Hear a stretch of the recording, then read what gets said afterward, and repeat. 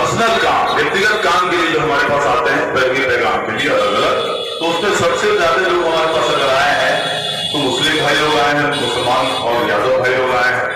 मेरा सौभाग्य था कि लोग आए हमारे पास, तो हमारे प्रति विश्वास था तो आए, या मेरे क्षमता में विश्वास था तो आए, और हम करते रहे।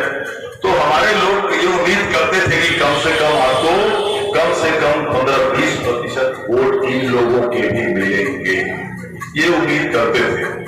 हकीकत ये रहा कि इन दोनों समाज में से 2-2% वोट भी हमको नहीं मिला। हकीकत यही। मारो मारो, काटो, भगाओ, ऐसी हिमाकत, इतनी जुर्रत हमारी जाति का नाम लेता है।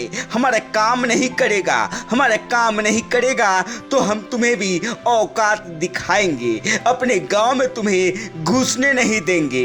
हंगामा तो मचना ही था। बात ही ऐसी बोल दी सीतामढ़ी के सांसद देवेश चंद्र ठाकुर ने, लेकिन घूम फिर कर बात वहीं पहुंच गई जिसकी शुरुआत देवेश चंद्र ठाकुर ने की। देवेश चंद्र ने कहा कि मैं तो नेता सबका था, कभी जात की बात नहीं की, फिर क्यों जाति विशेष के लोगों ने मुझे वोट नहीं दिया। अगर कुशवाहा जाति ने वोट नहीं किया तो मैं भी उनका काम नहीं करूंगा। यादव और मुसलमानों ने वोट नहीं दिया, इसलिए मैं उनका काम भी क्यों करूं। अब इन जाति के लोगों में भी गुस्सा है। उन्हें लग रहा है कि देवेश चंद्र ठाकुर ने उनका अपमान किया है। लेकिन एक कड़वी बात यह है कि जो बातें देवेश चंद्र ठाकुर ने कही है वो बाकी के नेता एक दो अपवाद को छोड़ दिया जाए तो सभी करते हैं, बस बोलते नहीं। कड़वी हकीकत है कि बिहार की सियासत जाति के इर्द गिर्द ही घूमती रहती है। छोटे नेता तो छोड़िए जनाब, यहाँ के तो बड़े नेताओं का भी मानना है कि जातियों का विकास होगा तभी बिहार का विकास होगा। इसी जिद के कारण बिहार में जातियों की गणना हुई। नेताओं का मानना था कि जातियों की संख्या पता चल जाएगा तभी उनका विकास हो पाएगा। इतना ही नहीं, जब चुनाव आते हैं तो जिस जाति के जिस इलाके में ज़्यादा आबादी होती है टिकट उसी जाति के नेता को मिलता है, और जब वो चुनाव जीत जाते हैं तो उनके इलाके में राज उसी के जाति के लोगों की हो जाती है। ऐसे में जिस जाति की आबादी वहाँ कम होती है वो ठगा सा महसूस करने लगते हैं, क्योंकि नेताजी चुनाव जीतने के बाद काम तो करते नहीं, अगर करते भी हैं तो सिर्फ अपनी जात के गांव में। हाँ, इसे तो स्वीकार नहीं करते। टिकट वितरण के समय एक दो बड़े नेता को छोड़ दिया जाए तो कोई भी बिहार की बातें नहीं करता, बिहार समाज के विकास की बातें नहीं करता, बिहार के पलायन को रोकने की बातें नहीं करता, बिहार के विकास के विजन के नाम पर उम्मीदवार नहीं देता। उस समय तो सभी नेताओं के दिमाग में एक ही बात चलती रहती है कि जिस गांव में जिस जाति की संख्या ज़्यादा है वहाँ उसी जाति के नेता को प्रचार के लिए भेजो। वही जनता भी जब जाति को ही इज्जत मान लेती है, जाति के नाम पर ही वोट करती है।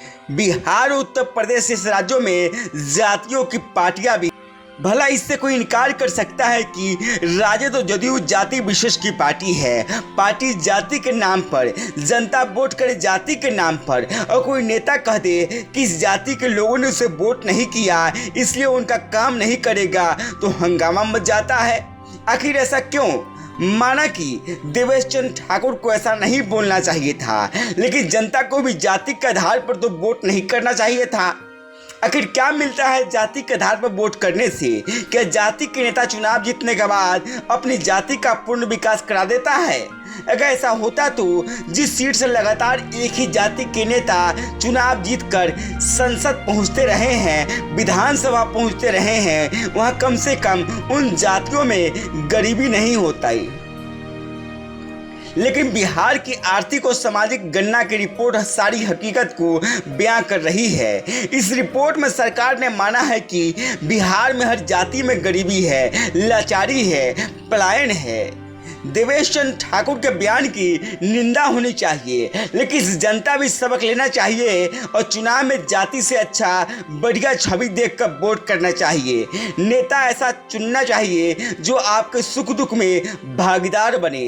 ऐसा नहीं कि चुनाव जीतने के बाद आपकी जाति देखकर भेदभाव करने लगे। गांव तक बिहार की रिपोर्ट। अगर आपने हमारे चैनल को सब्सक्राइब नहीं किया है तो सब्सक्राइब करें, साथ ही वीडियो को लाइक शेयर और कमेंट करें। धन्यवाद। और मेरी नाराजगी खाली उन लोगों से, बाकी किसी से नहीं है। बाकी कोई राजनीतिक कारण से इधर गया, कुशवाहा उधर गया, सूढ़ी कम हो गया, वो हो गया, वो होते रहता है, उससे हमको कोई फर्क नहीं पड़ता। लेकिन नाराजगी और दुख खाली उससे है। बाकी हम लोग बूथ देख लेंगे, एक एक बूथ हम लोग चर्चा कर लेंगे, उसमें कोई समस्या नहीं। लेकिन नाराजगी उन लोगों से है। और मैं हर एक मीटिंग में कहता हूं कि इसके बाद व्यक्तिगत काम के लिए मेरे पास मत आना, तुम लोग में से कोई भी मत आना।